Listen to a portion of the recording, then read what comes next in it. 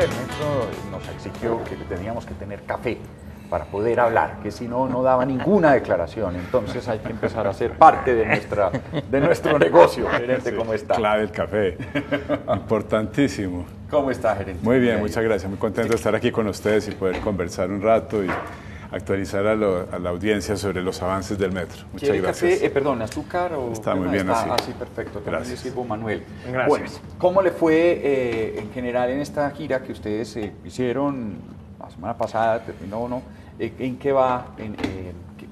Digamos, ¿qué repercusiones tiene a hoy eso? Bueno, ya el proyecto Metro se encuentra muy estructurado tanto en sus aspectos técnicos como en las reglas de juego para concursar. Eso ya se hizo público hace unas semanas y es un modelo de contratación en el cual buscamos que se junten compañías y en grupo nos propongan, vengan y compitan entre ellas. No vamos a contratar por separado quién me hace un pedazo de la obra, quién trae los trenes, quién junta todo, quién hace la parte de inteligencia, quién opera, sino que los invitamos a que se junten y concursen. ¿Por qué tomaron esa decisión y por qué es mejor esa que una firma especializada se encargue de cada cosa?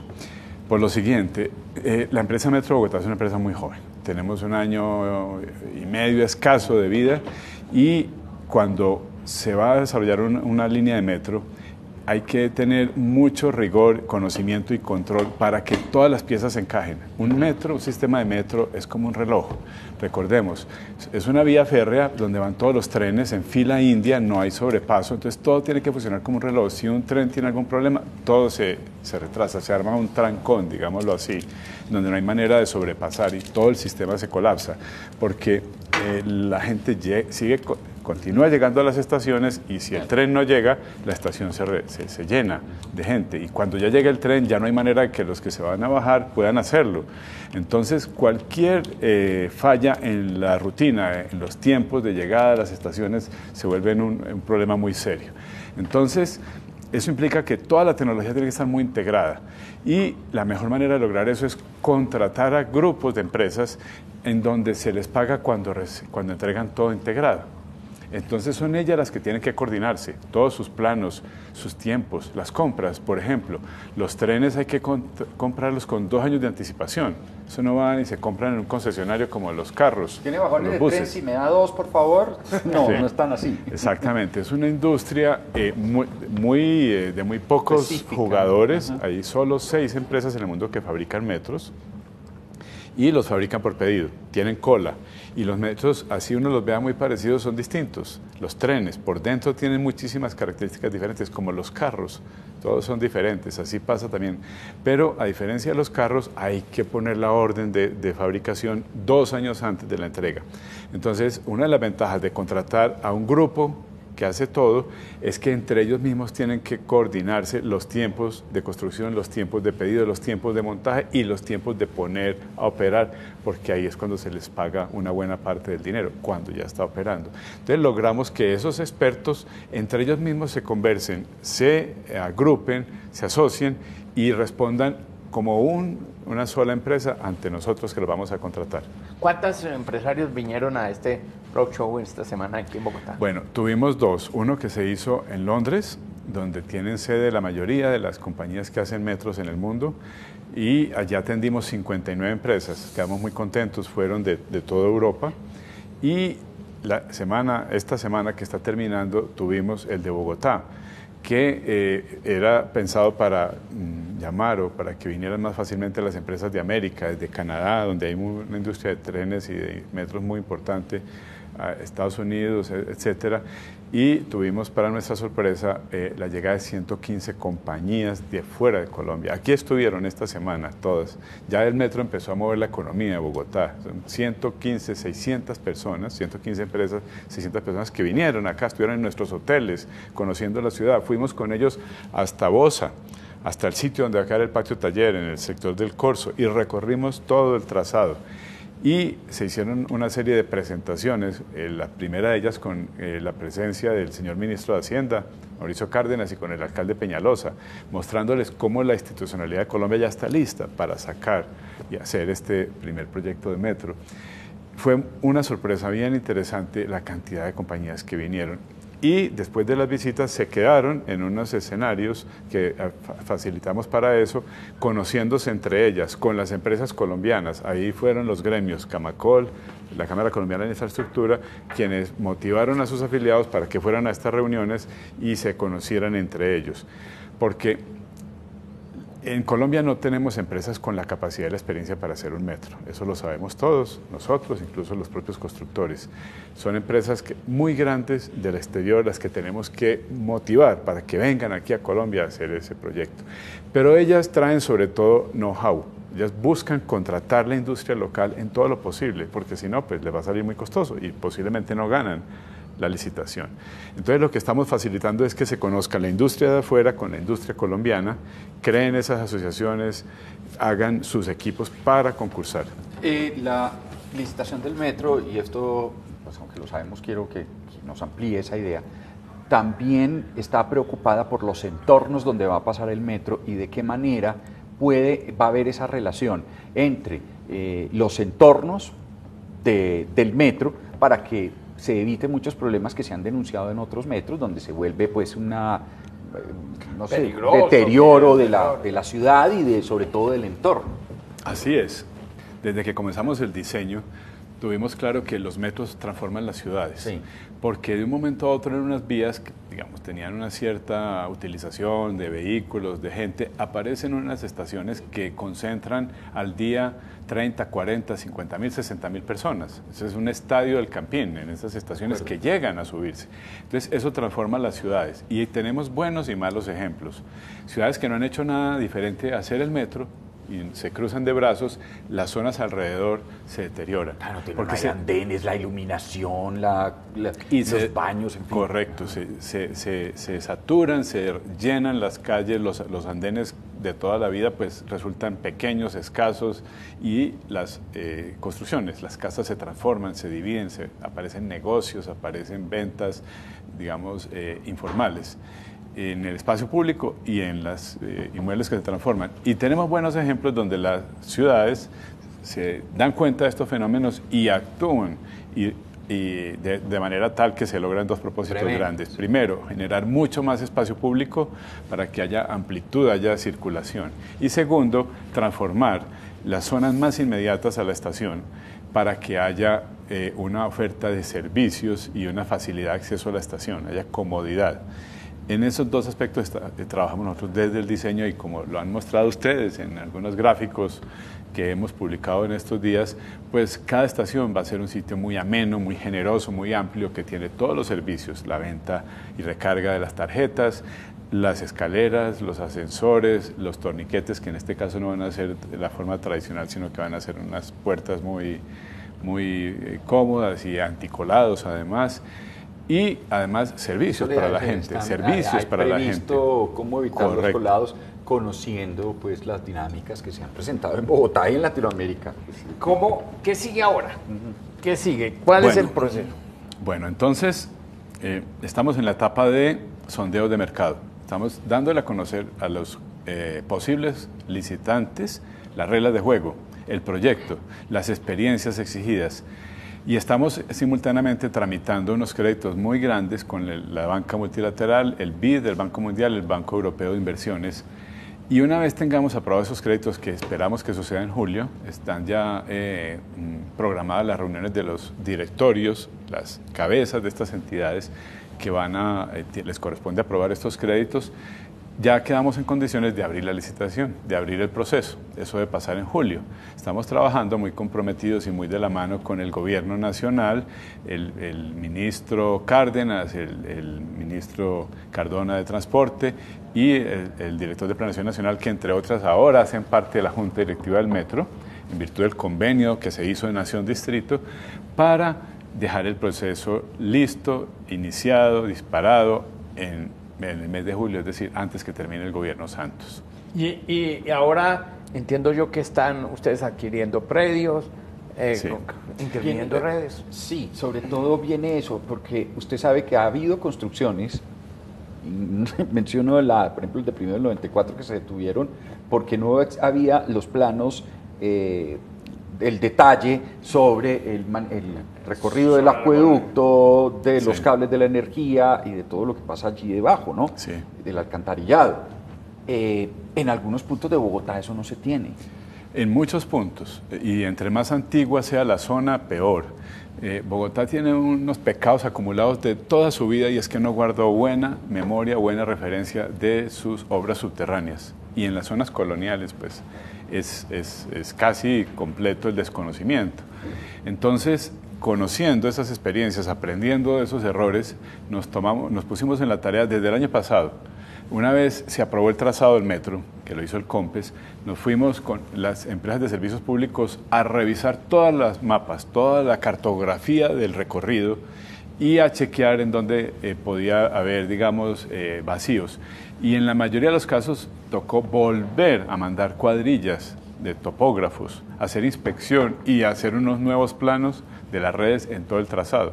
Y ahora, en estos momentos, estamos con ellas trabajando en los diseños de las soluciones de traslado, porque se identificaron, gracias a esas investigaciones, se identificaron los puntos en donde iba a haber conflicto entre la obra del metro y las tuberías, los cables de fibra óptica, de gas, de telefonía, incluso cables aéreos. Y ya identificados esos conflictos, empezaron a trabajar en el diseño de los traslados. Ese programa que llamamos el traslado anticipado de redes y que busca que cuando empiece la obra grande, la obra importante, fluya rápido. Porque sería muy triste, pues, contratar una de las compañías líderes en el mundo que están capacitadas para usar unas tecnologías de prefabricados, de izado de vigas, con unas tecnologías bien de punta, pero que todo se quede lento, porque hay una tubería que no se puede tocar, porque si se toca se queda sin agua el barrio, sí, que es lo que nos ha pasado históricamente. Entonces, aprendiendo de eso, es que tomamos la decisión de arrancar nosotros con anticipación desde el año pasado a identificar las redes, diseñar los traslados y ejecutar los traslados antes que empiecen las obras grandes. Había una sorpresa, un martillazo romperá un tubo madre, pues, claro. Y entonces se queda sin agua de la mitad eso no nos va a pasar. La localidad. Eso no nos va a pasar esta vez. ¿Y en el proceso de compra de predios ya más o menos? También una vez se aprobó el trazado, que fue en septiembre del año pasado, ya pudimos entonces identificar y diseñar con detalle las estaciones. Ya teníamos desde el punto de vista técnico los nodos, los puntos donde debe haber estaciones que tienen generalmente mucha relación con los puntos de las cruces, con las grandes avenidas y con las troncales de Transmilenio, sí, porque es donde va a estar la gente necesitando acceder al metro. Pero pudimos hacer entonces ya el diseño de detalle de las estaciones, esos pequeños edificios que van a servir para acceder al cuerpo de estación, como lo están viendo en el video, y determinar cuáles predios van a ser necesarios para las dos finalidades, para el viaducto y para las estaciones. Porque en las estaciones, como decíamos ahora, queremos generar nuevo espacio público, queremos ampliar andenes y queremos especialmente poder darle llegada a las ciclovías, a las ciclorrutas, que vamos a incluir en el metro. Eso le iba a decir, ¿habrá parqueaderos para las bicicletas o se permitirá el uso de llevar la bicicleta en el metro o cómo han pensado ustedes? Es lo primero. Exactamente. Es lo primero. Tenemos conciencia que Bogotá es una ciudad muy densa y eso para algunos aspectos es una desventaja, pero para otros es una gran ventaja. Y encontramos que a 1 kilómetro a 3 kilómetros, que es la distancia que se usa para bicicleta, a 3 kilómetros de las estaciones viven 3,5 millones de personas. Entonces, porque Bogotá es muy densa, entonces el reto es facilitar que esas personas puedan acercarse a las estaciones o caminando o en bicicleta, para que sea viable primero la llegada, porque no sería viable llegar ni en automóvil, ni en taxi, ni siquiera en motocicleta, porque el parqueadero se vuelve muy complejo. Entonces estamos contemplando primero ciclorrutas de acceso a las estaciones, la principal de ellas va debajo de todo el viaducto, y segundo, parqueaderos en las estaciones. En 12 estaciones tendremos diseñados o están diseñados y construiremos más de 10,000 cupos de bicicletas. Son en total 16 estaciones. ¿Y en 12 va a haber? En 12 va a haber parqueaderos subterráneos en los sótanos de estos edificios de acceso. Abajo va a poder llegar la gente en su bicicleta, una rampa, deja su bicicleta y sale sin mojarse, sube hasta el metro y se va. Doctor Andrés, cuando comience la construcción del metro, ¿va a haber mucho problema con el tránsito o ustedes van a hacer, digamos, por sectores? ¿Cómo va a ser eso? Maestros, pues, Sí. Nosotros, los constructores que ejecuten la obra, están obligados a presentar unos planes de manejo de tráfico a la Secretaría de Movilidad, que se está fortaleciendo para todas las obras que vienen de la ciudad, porque toda obra impacta. Naturalmente, buscamos cómo mitigar esos impactos y hay dos trabajos para eso.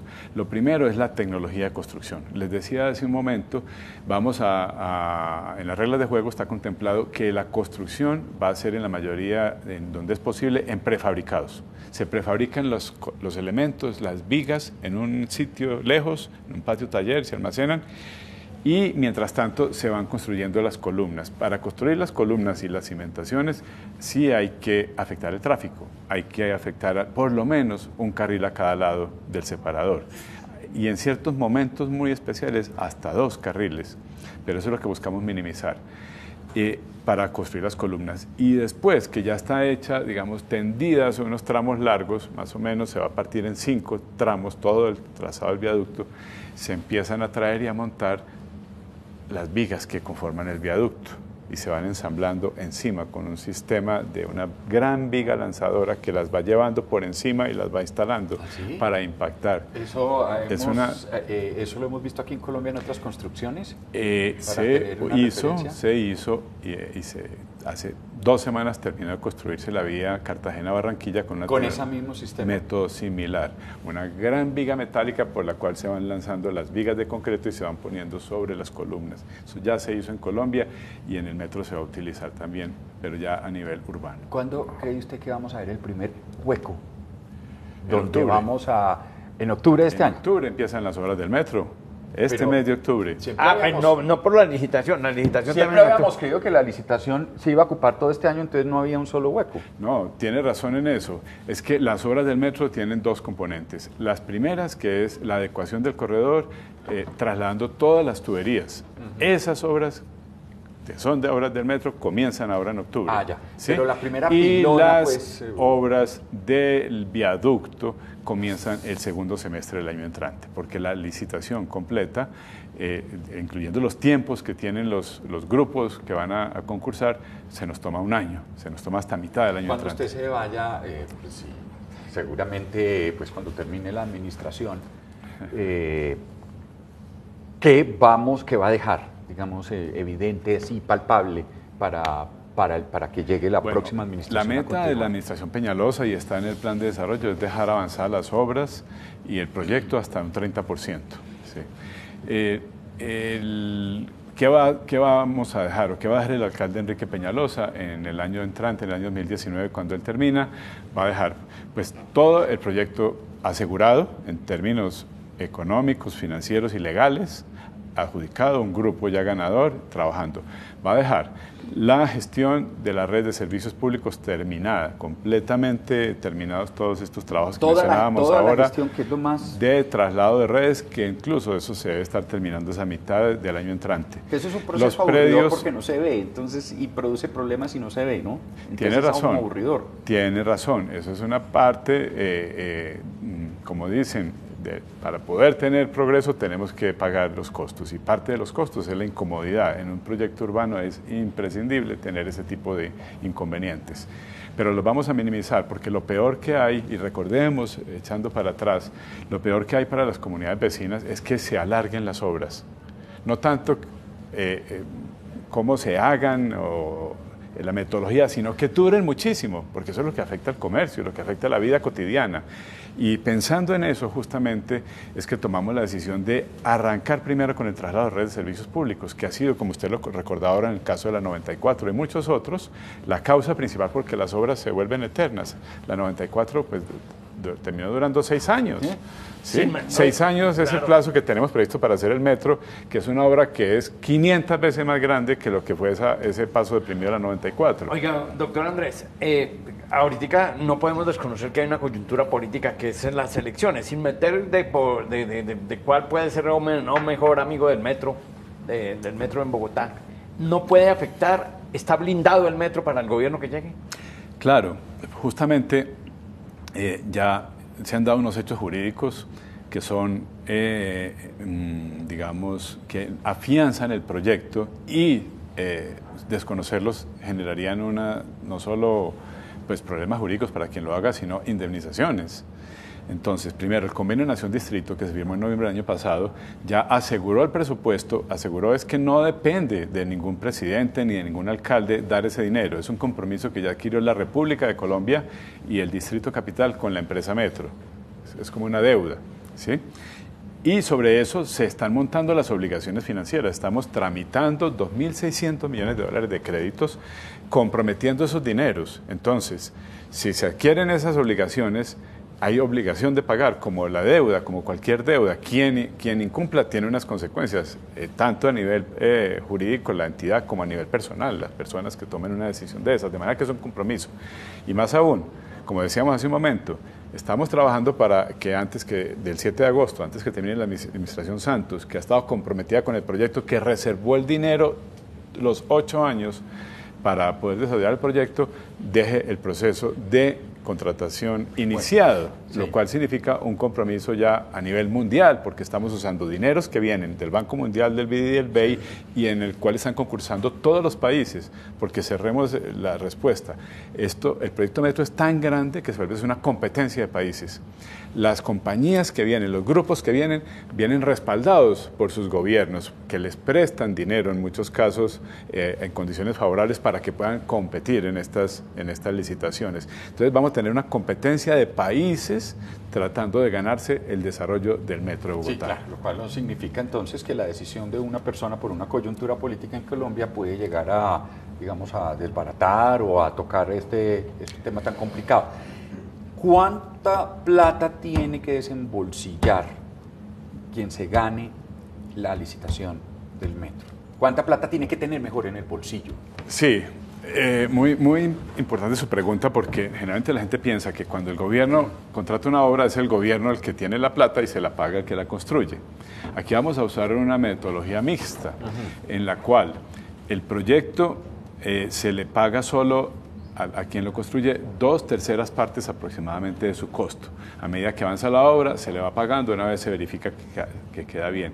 Pero 1/3 parte del costo es la compañía que gane el concurso quien tiene que traer en su bolsillo el dinero para poder ejecutarlo. Y lo hace a su riesgo, porque el pago solo lo va a recibir a lo largo de 20 años. Por eso es una concesión, según el resultado de la operación. Al gobierno paga en 20 años, le va pagando. A lo que él invierte de su bolsillo, lo que el grupo ganador invierte de su bolsillo, que básicamente representa los trenes que se fabrican en el exterior, los equipos de control que también se fabrican en el exterior, eso lo paga él de su bolsillo y lo pone a funcionar como parte de todo el sistema y se le va a ir pagando gradualmente. Pero eso no afecta a la tarifa no depende del constructor, depende del gobierno, ¿o no?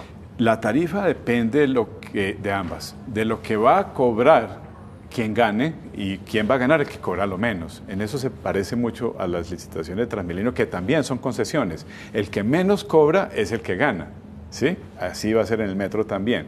Pero el responsable de fijar la tarifa no es el concesionario, es el gobierno. Pues, doctor Andrés Escobar, muchísimas gracias. Interesantísima la charla de metro, ¿no? Sobre metro, sí, exacta. Cuando yo sea gerente de metro, Manolito, quiero tener los zapatos del doctor. Oiga, sí, estaba mirando que usted no hacía de no mirarlos y sí. Cuando yo sea gerente de metro, voy a ser... Y yo voy a tener las medias como las suyas. Es un homenaje al Caribe colombiano y al Cóndor de los Andes. Bonitas, además muy apropiadas para viernes. Sí. 7 de la mañana, 50 minutos. Esto es Despierta Bogotá. Diego Heredia, véngase, lo arreglo.